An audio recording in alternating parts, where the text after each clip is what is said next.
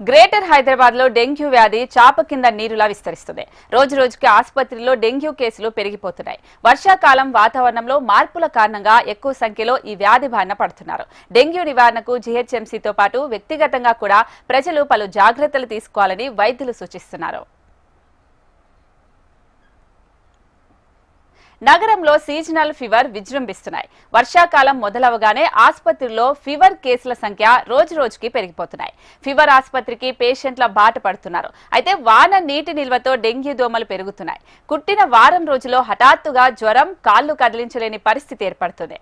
ఎముకలు, కండరాలలో భరించలేని నొప్పి, శరీరంపై దద్దుర్లు, వాంతులు, వికారం ఇలాంటి లక్షణాలుంటాయని వైద్యులు చెబుతున్నారు.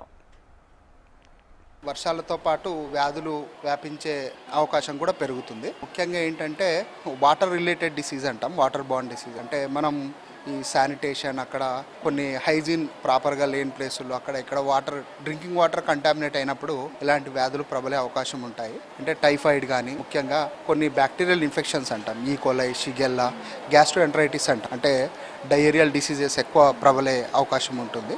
అట్లా కొన్ని వైరల్ డిసీజెస్ కూడా పిల్లల్లో కానీ పెద్దవాళ్ళలో కానీ అడినో వైరస్, ఈకో వైరస్ లాంటి కొన్ని ఎంటిరోవైరల్ గ్రూప్ అంటాము. సో ఈ వాటర్ కంటామినేటెడ్ కలుషిత వాటర్ తాగడం వల్ల ఎక్కువగా వ్యాప్తి చెంది అక్కడక్కడ అవుట్ బ్రేక్స్ అయ్యే అవకాశం ఉంటుంది. కాబట్టి పబ్లిక్ ఏంటంటే ఎప్పుడు కూడా సేఫ్ వాటర్ డ్రింకింగ్ ప్రాక్టీసెస్ అలవాటు చేసుకోవాలి. అంటే సేఫ్ వాటర్ అంటే డ్రింకింగ్ వాటర్ కొంచెం హీట్ చేసుకొని బాగా బాయిల్ చేసుకొని తర్వాత చల్లగా చేసుకొని తాగడం అనేది అది సరైన పద్ధతి అనమాట.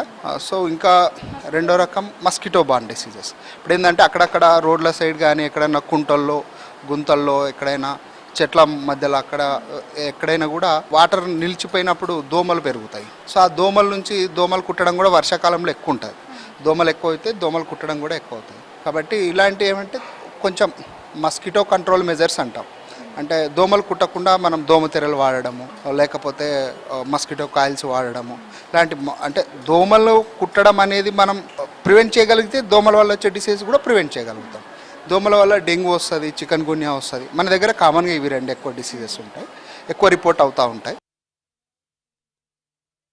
సాయంత్రం, రాత్రి వేళల్లో దోమలు ఎక్కువగా ఉండటం వల్ల పొడవాటి చేతులు, కాళ్ళు కప్పే దుస్తులు ధరించాలని చెప్తున్నారు. అలాగే దోమతెరలు లేదా దోమల నివారణ లోషన్స్ ఉపయోగించాలని వైద్యులు సూచిస్తున్నారు. పిల్లలకు దోమతెరలను ఉపయోగించడం మంచిదని వైద్యులు చెబుతున్నారు. అయితే అన్ని డెంగ్యూ జ్వరం కాకపోవచ్చని కూడా, ఎక్కువ శాతం సాధారణ జ్వరాలు ఉంటాయని కూడా డాక్టర్స్ చెబుతున్నారు.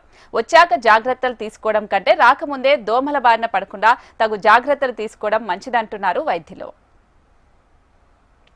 వర్షాకాలంలో ఇంటి చుట్టూ నీటి నిల్వలు లేకుండా పరిసరాలు పరిశుభ్రంగా ఉంచుకోవాలి. అయితే దోమల నివారణ చర్యలపై అవగాహన కల్పించాలి. కానీ గ్రేటర్లోని చాలా ప్రాంతాల్లో ఈ పరిస్థితి లేదు. పలుచోట్ల చెరువుల్లో గుర్రపు డెక్క తొలగించకపోవడం వల్ల దోమల వ్యాప్తికి ప్రధాన కారణమవుతుంది.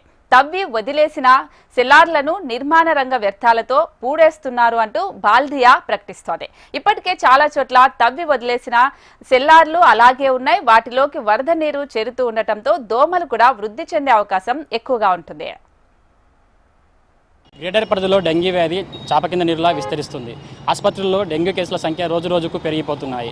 వర్షాకాలంలో ఇంటి చుట్టుముట్టు నీరు నిల్వ ఉంచుకోవాలని, అదేవిధంగా పరిసరాలు అయితే పరిశుభ్రంగా ఉంచుకోవాలని, దోమల బారిన పడకుండా పలు జాగ్రత్తలు తీసుకోవాలని అయితే వైద్య నిపుణులు హెచ్చరిస్తున్నారు. కెమెరా పర్సన్ రవికుమార్తో అరుణ్, HM TV, హైదరాబాద్.